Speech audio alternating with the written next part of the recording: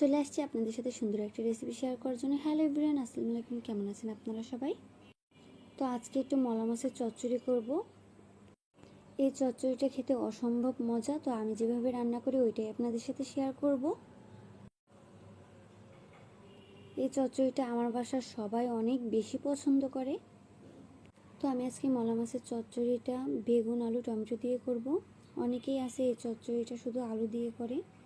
আমিও আলু দিয়েই চচ্চড়ি করি, কিন্তু আমার বাসায় বেগুন ছিল, এর জন্য বেগুনটাও অ্যাড করে নিলাম।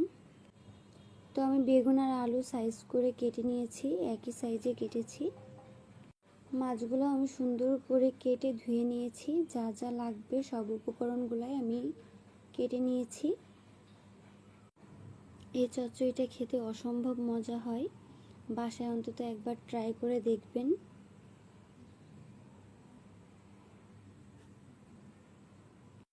তো আমি সুন্দর করে ধুয়ে তারপরে একটু আদা রসুন বাটা দিয়ে দিলাম, কাঁচামরিচ দিয়ে দিলাম, পেঁয়াজ কুচি। আমি এখানে একটু কাঁচা রসুন কুচি দিয়েছি, আমার কাছে ভালো লাগে এর জন্য। টমেটো দিয়ে দিলাম। এখন লবণ, হলুদের গুঁড়া, হালকা একটু লাল মরিচের গুঁড়া দিব, কারণ কাঁচামরিচ আমি এখানে বেশি অ্যাড করেছি এর জন্য।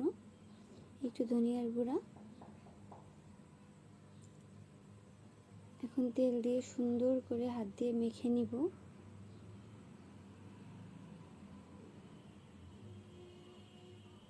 এটা একটু হাত দিয়ে ভালো করে মাখানো লাগে। তো আমি একটু ভালো সময় নিয়ে হাত দিয়ে মাখিয়ে নিয়েছি।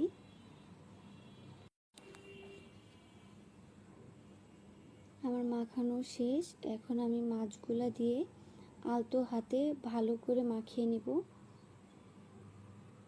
মাছগুলা দিয়ে আলতো হাতে মাখানো লাগবে, না হলে মাছগুলা গলে যাবে।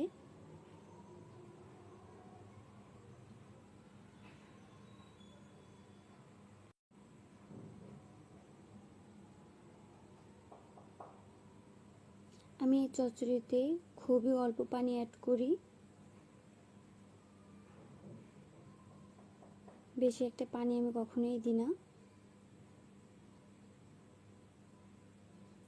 এখন আমি চুলায় বসিয়ে দিব। আমি চচ্চড়িটা সবসময়ের জন্য একদমই শুকনো শুকনো করে করি, আর আমি চচ্চড়িতে একটু তেলটা বেশি দিই।